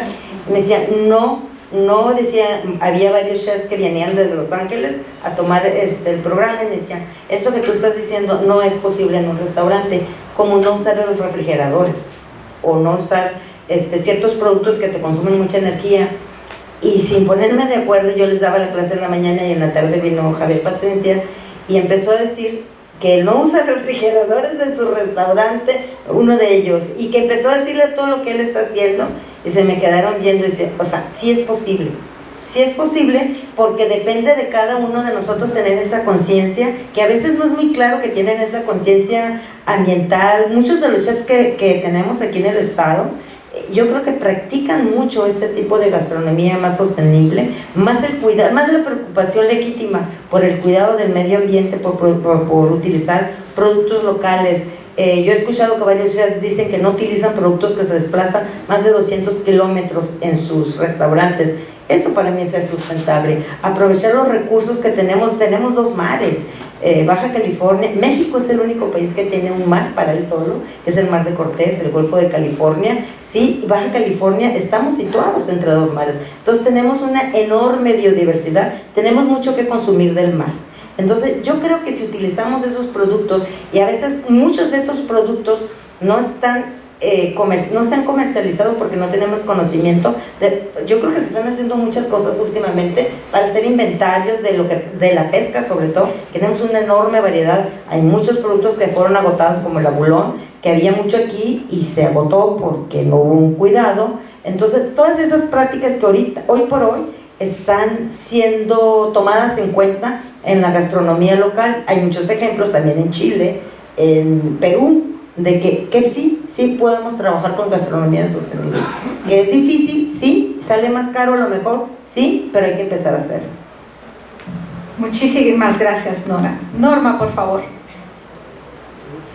Norma, ¿me podrías decir qué representa para las comunidades nativas la posibilidad de incorporarse al turismo a través de la gastronomía? ¿Lo ven como amenaza o como una área de oportunidad? ¿Identificas también a su vez los riesgos a los que se enfrentan o se enfrentarán si esto es posible? Está difícil la pregunta porque pues yo no puedo hablar por todos. Nosotros siempre cuando vamos a decidir algo pues nos reunimos, porque somos 5 comunidades indígenas nativas en Baja California. Pues comemos, por ejemplo, la bellota, pues la usamos todos los nativos de Baja California y algunas ciertas plantas. Entonces necesitamos ponernos de acuerdo, porque para mí no es un riesgo porque todos los predios tienen las plantas de las semillas. Entonces se tiene que consultar más que nada en las comunidades. No puedo decir, no, para mí no sería un riesgo, sería como dar ese valor, dar ese reconocimiento para que los demás cuiden esas plantas, porque la destruyen. Como digo, la otra vez estaban destruyendo hasta un encino. En Tecate ya hicieron un reglamento donde cortar un encino es delito, solamente así para poder proteger los encinos, porque duran años, miles de años para crecer. ¿Y el otro cuál era? El otro es, ¿crees que sea amenaza a tu comunidad el hecho de que nosotros, los otros, utilicemos o exportemos o enseñemos su cocina a los demás? Creo que no, porque como digo, hay muchos, somos muy pocos, pero también se tiene que patentar a nombre de la comunidad nativa, ¿no? Porque por ahí las biólogas fueron a sacar información, entonces no hay nada para nosotros, ahí ellas fueron las que hicieron el libro, entonces creo que tiene que rezar algo para las comunidades indígenas, algo, una fuente de un ingreso, una beca, quizás también tiene que respetarse y tiene que ponerse de acuerdo en eso. Pero para mí no sería amenaza, solamente poner acuerdos o trabajar en conjunto. Así es, poner las cartas sobre la mesa y más que nada conocimiento, respeto y pues aprovechar esta situación para hacerlos ver ante las demás comunidades. Pues hasta aquí se cierra las preguntas, pero vamos a dar oportunidad a reflexionar sobre lo que hemos estado hablando el día de hoy. Inicio por Diego. ¿Me podrías decir, qué me podrías mencionar de todo lo que has escuchado en esta mesa sobre patrimonio, sobre gastronomía, sobre todos estos aspectos que involucran a la cocina de nosotros? Quiero, bueno, como reflexión, obviamente creo que estamos como en un entendido general un poco de la tendencia de la ruta hacia donde va la gastronomía, las cosas que el sector turístico quiere, promociona y consume, pero mi reflexión iría más hacia el lado de las comunidades nativas. Es un interés particular el poder tener acceso a esos ingredientes y a ese conocimiento. También sé que es un tema delicado porque yo no sabría cómo gestionar o cómo pedir, y también sé que no hay programas que nos puedan acercar de una manera que sea respetuosa, ¿no?, para ambos. Realmente la única experiencia que yo he tenido en convivencia ha sido en el Valle de Guadalupe, pero yo siento que, no quiero acusar a nadie ni nada, pero yo siento que el desarrollo turístico que ha sucedido en el Valle de Guadalupe está atentando contra muchas cuestiones culturales y sustentables de la zona, desde la limpieza de predios y lotes que están erradicando plantas nativas, hasta la transculturación, que a partir de que llega el turismo, pues el turista quiere fiesta, quiere drogas, quiere como muchas cosas, y que desgraciadamente la mayoría, o no la mayoría, pero muchos del staff que comprende las vinícolas y los restaurantes son personas de la comunidad Kumiai de Necua, y al momento en el que ellos son los que atienden al turista, y el turista tiene ciertas demandas que no tienen nada que ver con su cultura ni respeto del lugar en donde están, eso está afectando directamente a la comunidad necuana. Nosotros como propietarios de restaurantes, de vinícolas y como mismos consumidores del Valle de Guadalupe no tenemos ningún programa de integración en el que podamos realmente darles a ellos a lo mejor un modo sustentable de vida moderna hasta donde cabe, para que ellos puedan obtener recursos económicos a partir de sus prácticas. Yo como restaurantero estaría feliz, encantado de la vida si la comunidad necuana me vendiera cosas, ¿no? Si me vendieran bellotas, si me vendieran esto, si hubiera a lo mejor algún programa de desarrollo de plantas nativas, a lo mejor algunos incentivos para que siembren, darles otra oportunidad en vez de ser mesero en un antro en el Valle de Guadalupe, ¿no? Entonces, eso. Muchísimas gracias, Diego. Le doy el uso de la voz al doctor Javier por último para subsecuentemente pasar a las preguntas. Adelante.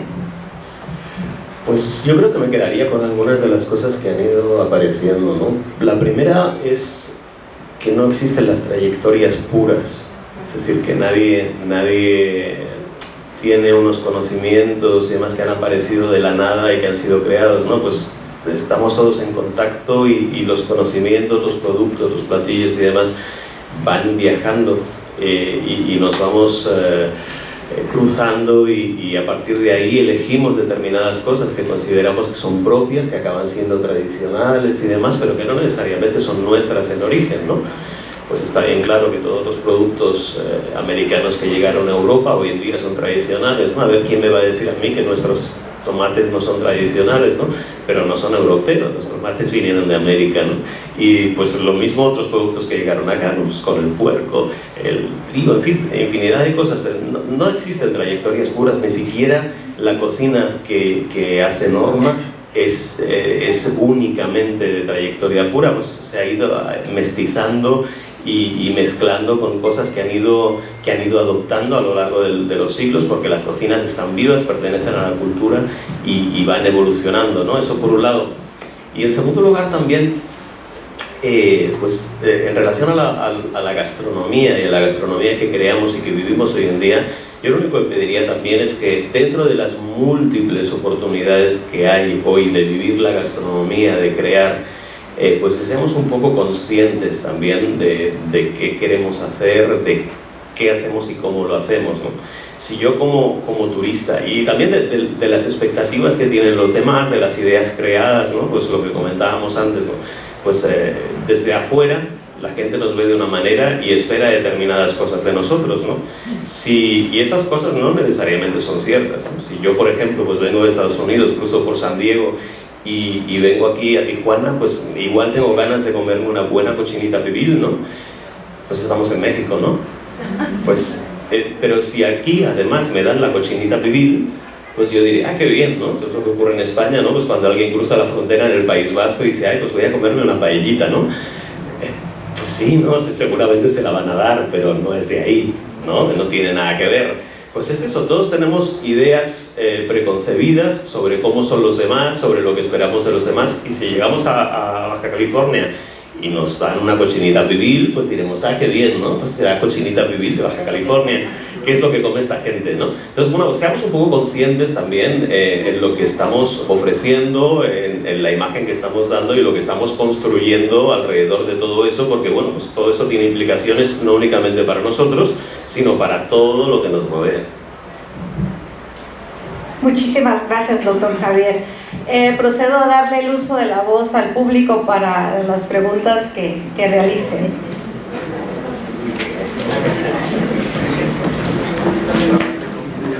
Gracias. ¿Empezamos? Si quieres de aquí para allá para que veas. Hola, buenos días. Mi nombre es Judith Soleil Garnique López, vengo de la Universidad Autónoma de Nayarit. Y más bien, bueno, es que vi que quizás solo el doctor Alfonso intentó hablar un poco de este tema, pero no se habló en general. Ayer se comentaba que se tenían muy buenos reglamentos que quizás no se llevaban a cabo, pero existían. Actualmente, en el gobierno anterior, tuvimos políticas que hablaban sobre el tema de la alimentación. Creo que, si no mal recuerdo, tenía el nombre de Cruzada Nacional contra el Hambre, en donde tú te pones, escuchas eso y dices, ya, esta es la solución para todos los problemas, ¿no? Vimos que solo fue como una fallida política pública, pero no sé si desde cada una de sus trincheras se está generando como empuje para generar estas políticas que realmente, por ejemplo, como lo comentaba la doctora, generen esta sustentabilidad o nos obliguen a la sustentabilidad. Yo tengo un poco de nervio. Mi ingreso al turismo fue trabajando para un hotel un hotel español. A mí me causaba mucha como tristeza ver toda esta como desperdicio alimentario, o del alimento, perdón, que ya no se puede volver como a presentar, ¿no? Decía, ¿cómo es posible pues que exista todo este como derroche de dinero que al final pues se convierte en pérdidas? Bueno, esa sería la principal. Bueno, no creo que la pregunta no es hacia mí, más bien es hacia el panel, ¿verdad?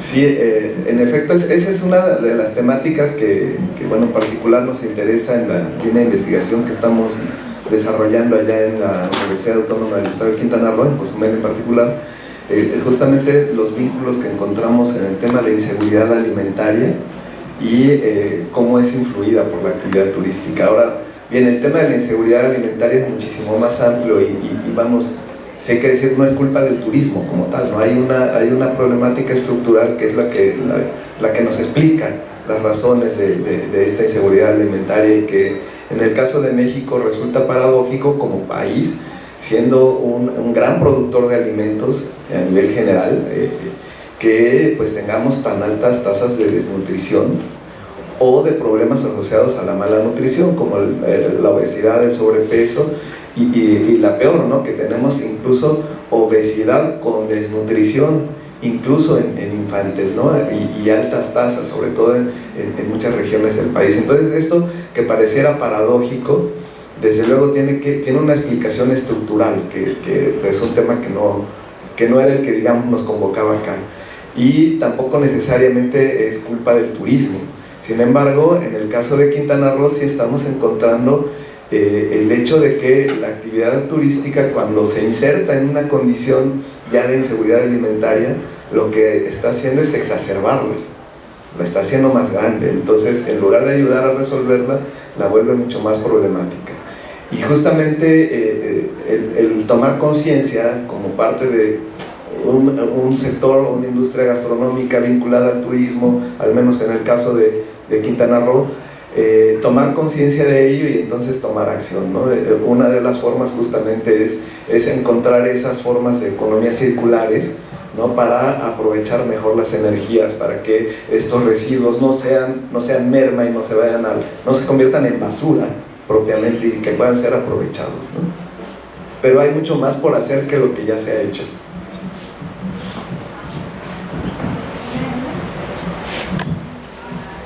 Buenos días, José Antonio Vázquez de la Universidad Autónoma de Occidente.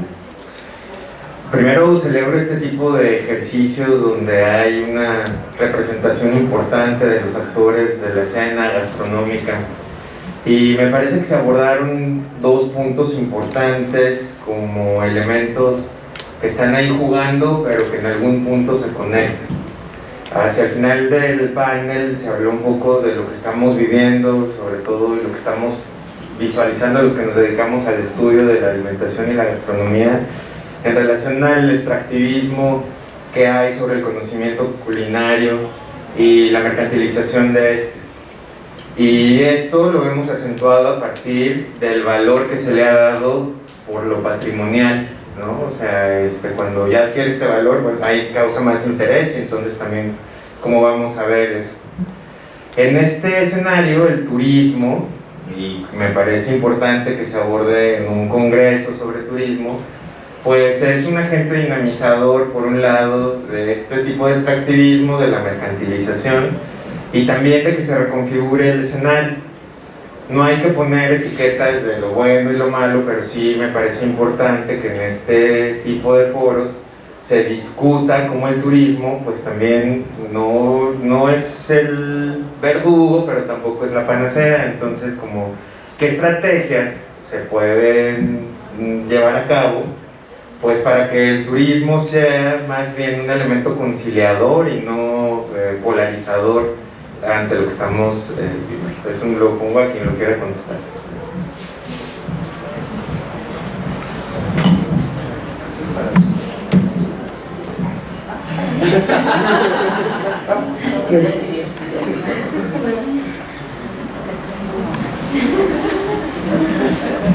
No, pues Tu pregunta va mucho en la línea de mi charla de ayer, ¿no? Pues exactamente, el turismo pues tiene sus partes buenas y sus partes malas, ¿no?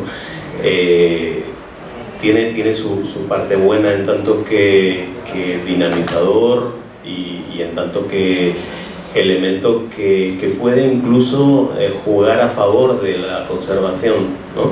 Ayer, por ejemplo, en la mesa que se dedicó al Valle de Guadalupe, apareció como muy claramente dos tipos de visiones del turismo que eran como contradictorias, ¿no? Por un lado teníamos el tipo de turista del vino, ¿no? Que es una persona que está interesada por la cultura del vino, que llega al valle buscando el valle, que llega al valle buscando ese valle agrícola, que es un entorno sociobiológico, ¿no? En el cual existe pues una agricultura, existe una producción vitivinícola, etc. Y sobre todo un turismo al que le interesa que ese valle se conserve, ¿no? Y por otro lado se estaba hablando pues, de cosas que yo no sé exactamente si corresponden exactamente a turismo, del resto que se estaba hablando, ¿no? Porque pues la recalificación del uso del suelo pues no necesariamente corresponde al turismo, ¿no? La construcción de segundas residencias pues igual eso pertenece a otra cosa, ¿no? Hablamos de residentes, o la organización de eventos nocturnos en el valle pues es otro tipo de visita que no es necesariamente la turística, ¿no? Sino es que igual son visitas de una noche de gente que además no es turista, sino que está a lo mejor de alrededor, ¿no? Pero sí que es otro tipo de turismo que está transformando, ¿no? Y digamos que el turismo tiene el turismo, si la segunda parte lo podemos considerar como turístico, tiene esas dos caras. Pues tiene una que está interesada por lo que se hace, por lo local, y que va a buscar la esencia de lo que hay, que le interesa conservar el medio, y por otro lado tenemos esa otra cara que vemos que tampoco sería posible si no se ofrece, ¿no? Pues si no hay permisos para abrir una discoteca nocturna, pues la gente no va a la discoteca, ¿no? Y si no hay recalificación del suelo, pues no hay pérdida de suelo agrícola, ¿no? Entonces la cosa es quién tiene esos intereses, ¿no? Y cuáles son las finalidades de todo eso, ¿no?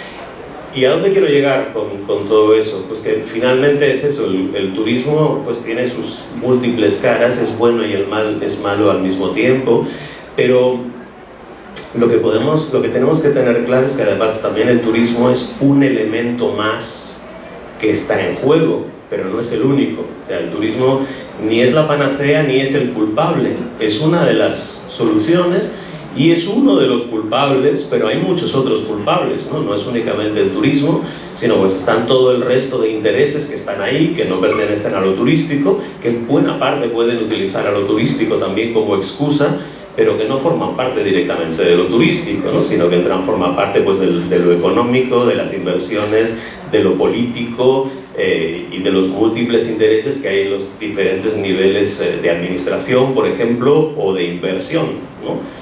Y ahí el turismo es un elemento más que entra en juego, pero entre muchos otros. Gracias. A ver, ayer tuvimos un panel muy interesante donde discutíamos lo que estaba pasando en el Valle de Guadalupe. Hay muchas cosas, en realidad, bueno, lo acaba también de mencionar Javier, el turismo tiene dos caras. Entonces siempre va a haber impactos positivos e impactos negativos, pero yo también creo que se le han adjudicado al turismo muchas cosas que realmente no son de lo turístico. Muchas de las cosas que están pasando, por ejemplo, en el Valle de Guadalupe, no son del turismo. Es un problema urbano, es un problema de gestión, es un problema de ordenamiento, de que no se respetan los instrumentos. Yo creo que el turismo, sí, y el turismo que está recibiendo sobre todo el Valle de Guadalupe es un turismo que sí le preocupa la cuestión ambiental, y yo creo que si se nos educa, si se nos dice, aquí no se puede hacer esto, si se permite esto, el turismo lo va a hacer. Entonces yo creo que hay un gran problema también de visión, y hay un problema también de cómo se está entendiendo el turismo por parte de quienes toman las decisiones del sector turismo. No todo el mundo pensamos igual, pero también, por ejemplo, la cuestión del Valle de Guadalupe es un problema que se está masificando, se están perdiendo las áreas naturales, porque las zonas agrícolas En realidad, en términos de superficie, no está, se ha incrementado, y lo digo con conocimiento de causa porque trabajé los mapas de uso de suelo. Pero yo creo que lo que está pasando, el rollo de las segundas residencias no son de turistas. Cuando tú ya te quedas a residir en un lugar, ya no eres turista, ¿sí? El turismo implica un viaje de ida y vuelta. Sí es cierto que va mucha gente, pero aquí no soy economista, pero voy a recurrir a la ley de Say. La oferta genera su propia demanda. Si nosotros estamos ofreciendo antros, si nosotros estamos permitiendo que eso suceda, es lo que vamos a recibir. Es lo que Tijuana recibía. Recordemos la época de Tijuana del turismo de dólar que tanto se cuestionaba. A mí cuando me preguntaban yo les decía, muy fácil, no les pongas terrazas, no les pongas antro, cámbiale el perfil del turismo que quieres. Si quieres turismo familiar, crea productos para que venga un turismo familiar. Entonces, si en el Valle se quiere otro tipo de turismo, tenemos que empezar los inversionistas, el gobierno y todos a empezar a buscar las condiciones y crearles una oferta diferente. Ahorita, por ejemplo, en las comunidades indígenas yo he entrevistado y he platicado con muchos. Yo he tenido la oportunidad de trabajar desde antes del 2000, antes de que se hiciera la ruta del vino. Yo trabajé con San Antonio Necua y con San José de la Zorra, y ellos me buscaron para que yo les ayudara a hacer proyectos ecoturísticos. Entonces digo, ¿qué es lo que les vamos a ofrecer? Ellos querían el turismo. ¿Para dónde voy? Porque finalmente ellos ven el turismo como una oportunidad que les va a dejar beneficios económicos, pero todavía en muchos lugares, muchos de ellos no están viendo los riesgos que también implican, ¿no? Eso es muy normal, porque siempre buscamos la parte positiva.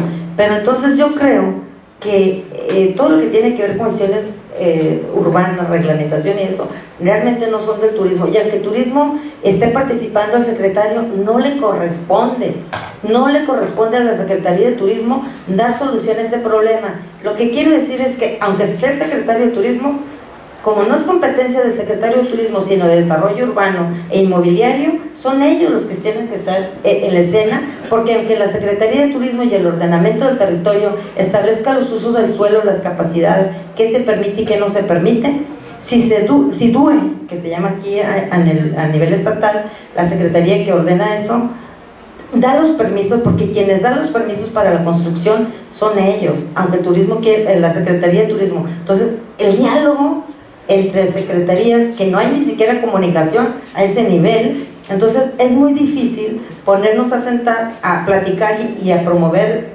cambios cuando no estamos incluyendo como parte de los actores importantes. Solamente metemos turismo, economía y agricultura. ¿Y dónde está la Secretaría de Asentamientos Humanos, que es quien da los permisos? ¿Sí? ¿Dónde está el control urbano municipal? Realmente los permisos, las decisiones de planeación en México no las toma la federación, las toma el municipio. Entonces es el municipio. Entonces tenemos que establecer un diálogo entre todos estos actores. Obviamente también tiene que estar el turismo, pero lo muy importante, y que creo que eso es algo bueno, porque lo que está pasando en el Valle puede pasar el riesgo también en las comunidades indígenas, que ahorita todavía no está muy desarrollado, pero ese es el riesgo latente que yo veo que puede suceder si no llegamos a establecer diálogos entre los actores, si no vemos la importancia que implica cuidar y proteger una zona. No las vamos a acabar. ¿Y qué es lo que va a pasar con el turismo? Va a buscar otra zona donde pueda desarrollarse. Es lo que ha pasado históricamente en este país y en el mundo. Entonces yo creo que hay que sentarnos a dialogar todos, para poder construir el territorio que queremos y no perder esa parte de nuestro patrimonio biocultural, que es muy importante, porque también estigmatizamos el turismo, pero también lo requerimos como para generar desarrollo o el crecimiento económico que sí se requiere. Entonces generamos empleo, hay muchas otras cosas que a veces se nos escapan y que yo creo que sí es importante, pero yo creo que hay un turismo que si tú le cambias lo que tú quieres del Valle de Guadalupe, el tipo de cocina que quieres, es lo que va a venir. Es un turismo que está dispuesto a pagar, porque hay muchos estudios a nivel internacional que se hacen sobre precios hedónicos, lo que tú estás dispuesto a pagar para que se conserve un sitio, y el turismo que realmente le interesa lo va a pagar. Entonces hay que conceptualizar entre todos qué tipo de turismo queremos que venga al Valle, porque yo oigo discursos que por un lado, sí, turismo, y yo por otro lado oigo discursos del secretario de la Secretaría de Turismo a nivel nacional y en todos los niveles, hablando siempre de incrementar el volumen. Nunca se habla de mejorar la calidad, de cuidar. El cuidado del medio ambiente, la sostenibilidad, la inclusión, es mera discurso político, perdón. Lo que es solo por añadir, porque la pregunta me parece particularmente pertinente, ¿no? Y sobre todo en un foro como este. Y solo por añadir a lo que dije, es que el turismo, sobre todo últimamente la gestión turística, se está moviendo en contextos bastante cortoplacistas, ¿no? Y no están pensando como mucho más allá del beneficio inmediato o relativamente cercano de algunos de los actores y de los intereses, ¿no? Entonces sí que necesita ese diálogo que comentaba Nora, y sobre todo visiones que vayan un poco más allá, que sean un poco más largoplacistas y que piensen un poco más a futuro, ¿no? Porque hay cosas que bueno, pues con el corto plazo pueden acabar siendo recuperadas. Exactamente. Bueno, hay espacio para una sola pregunta. Les solicito, por favor, sean concretos. Sé que hay mucho que hablar, pero nos dirigiremos con la señorita que está aquí. ¿Quién está?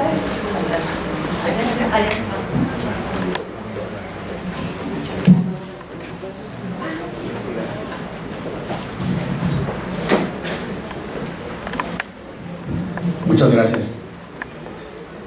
Parece que si uno no está hoy usando inteligencia artificial, haciendo todo productos y servicios personalizados y exponenciales, uno no existe. ¿Ustedes están de acuerdo en esta tendencia a usar tecnología, aplicaciones móviles, las cocinas dark? ¿Cómo está esto? Esta relación entre 4.0 y gastronomía. Gracias y felicidades. Me vieron millennial, ¿no?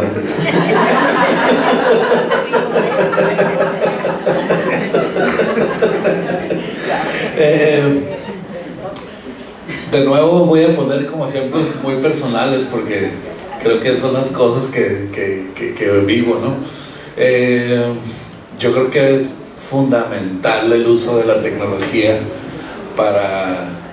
como herramienta para todo en general, ¿no? A mí me afectó muchísimo hace 3, 4 años que me harté de todo esto que está pasando, del bombardeo, de los anuncios, siento que al final de cuentas es un poco de programación neurolingüística el estar haciendo scroll en el feed del Instagram, ¿no? Y decidí borrar todo y me empecé a quedar sin trabajo. Lo digo en serio, Lo digo en serio, empecé a perder clientes, empecé como a mantener cierta relevancia. Es una locura, la verdad. Yo creo que muchas de las cosas que suceden hoy en día se mueven ahí y como herramienta de comunicación es muy difícil poder identificar lo que es honesto de lo que no lo es. Es un arma de doble filo porque te ayuda pero te perjudica. El no saberlo usar o el no tener una asesoría adecuada puede ser que comuniques otra cosa que no era lo que querías comunicar. Es bien complicado, sí es súper complicado. Incluso por el giro del restaurante que hicimos ahí en Valle de Guadalupe, pues era un lugar que estaba lejos, en medio de nada. Pusimos un poco el desorden cuando abrimos porque solo existía Laja y algunos restaurantes de carretera, y nosotros hicimos Corazón de Tierra en el 2011 con una arquitectura que llamaba mucho la atención, y digamos fue como una oferta gastronómica pero también de diseño que creo que fue muy relevante en Valle de Guadalupe, y que mucho del estilo que se cocina hoy en ese lugar, en la región, va mucho de la mano con lo que Laja y Corazón de Tierra hicimos. Pero por ejemplo, ambos plantamos un huerto y cosechábamos la verdura todos los días, y ambos no teníamos menú porque creemos que la primera herramienta que atenta contra la sustentabilidad es un menú, porque el menú es un contrato básicamente, ¿no? Tú te comprometes con el cliente de que siempre vas a tener esto, y al mismo tiempo te tienes que comprometer con el proveedor a que siempre te va a surtir esto, y el proveedor al mismo tiempo tiene que tener un compromiso con el agricultor de que siempre va a haber tal cosa. Entonces, en alguna parte de esa cadena de promesas se rompe la sustentabilidad. Nosotros nuestras redes sociales la enfocamos mucho en eso, mucho en el huerto, mucho en esto, mucho en lo otro, pero hoy en día Valle de Guadalupe todo es eso. Todo lo que ves en los Instagrams, o sea, toda la herramienta de promoción es huerto, sustentabilidad, vida de campo, bla, bla, bla, y la verdad es que muy poco de eso es cierto. Habrá algunos lugares que sí realmente lo hacen, pero es mínimo, es realmente mínimo. Pero todo eso es posible gracias a las redes sociales. Todo el mundo lo ve y dice, oh, quiero este estilo de vida. Hicimos un proyecto el año pasado, bueno, antepasado con la pandemia, cerramos el restaurante, bla, bla, bla. Hicimos un proyecto alrededor de la música, me metí en un tema que nunca había explorado y aproveché que había borrado todo mi Instagram para reabrirlo, pero solamente seguí, no seguía ningún amigo, ningún conocido, ningún ser humano, solamente seguía como lugares que tenían el concepto que yo quería alrededor del mundo, ¿no? Algunos bares en Japón, unos bares aquí, unos bares allá, y al final de cuentas, si tú te estás alimentando eso todos los días, tu cabeza empieza a pensar así.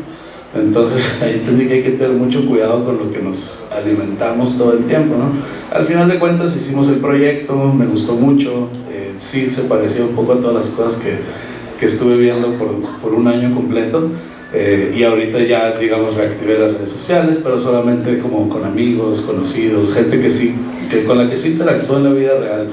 Pero realmente ese impacto de lo mucho que se cayó mi trabajo y lo que me ha costado irlo recuperando fue impresionante.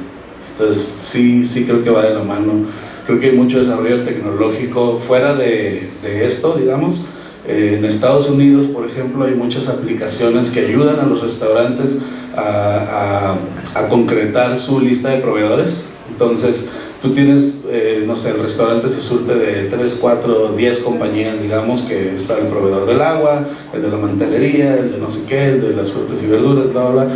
Y estos proveedores en Estados Unidos, que digamos tienen un poco más de desarrollo tecnológico que la proveeduría en México, ellos tienen sus catálogos dentro de estas aplicaciones, donde tú básicamente seleccionas todo lo que necesitas para mantener la operación de tu restaurante, y a la hora de hacer pedidos te concreta desde tu teléfono, tú picas cuántos quieres, 2 de estos, 3 de estos, 4 de estos. En el momento en que le picas, inmediatamente se mandan los pedidos a todos ellos, y ellos inmediatamente te regresan la factura, e incluso existe la opción de que se haga el pago inmediato conforme se hace el pedido, ¿no? O tú le puedes dar periodos de, págalo en una semana, págalo 2 semanas. Entonces, sí te ahorra también una chamba en el departamento de compras y administración, por ejemplo, ¿no? Entonces, esas cosas son maravillosas de la tecnología, y seguramente hay muchas más que no conozco. Listo, pues muchísimas gracias. Les cedo el uso de la voz a nuestra directora, doctora Marta Lobo, de aquí de la Facultad de Turismo y Mercadotecnia y Gastronomía. Muchas gracias, excelente panel. Quisiéramos más, ¿verdad? Pero el tiempo se agota, nunca es suficiente, de verdad. Muchísimas gracias a todos los que participaron del panel. Me voy a permitir leer la constancia que vamos a hacer entrega, la cual dice: la Academia Mexicana de Investigación Turística, AC, el Colegio de la Frontera Norte y la Universidad Autónoma de Baja California otorgan la presente constancia por su valiosa participación como panelista en el panel Una probadita a la gastronomía, entre la tradición y la innovación. 16º Congreso Internacional de la Academia Mexicana de Investigación Turística, Gastronomía y Vino, celebrado del 28 al 30 de septiembre del 2022 en la ciudad de Tijuana, Baja California. Firman al calce la doctora Carla Barrón Arriola, doctora Nora Bringas y su servidora. Me voy a permitir, o le voy a pedir a la doctora Carla Barrón que haga entrega de cada uno de ellos. Vamos a iniciar con la señora Norma Mesa Calles.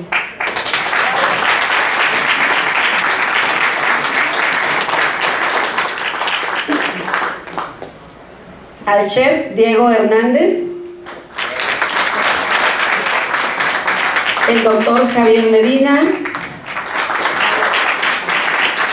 doctor Alfonso González Damián y doctora Nora Bringas. Por último, pero no menos importante, me voy a permitir hacer entrega a la maestra Claudia Trasviña por su importante participación como moderadora de este panel. Muchísimas gracias. Y me voy a permitir hacerles entrega en nombre del comité organizador de este pequeño obsequio, que son chocolates artesanales de la región.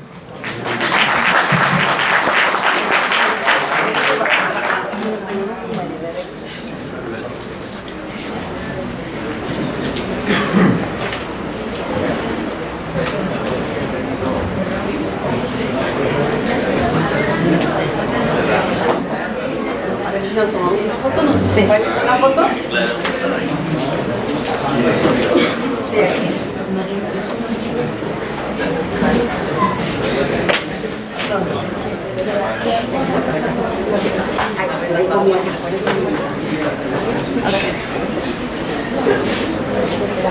Ay,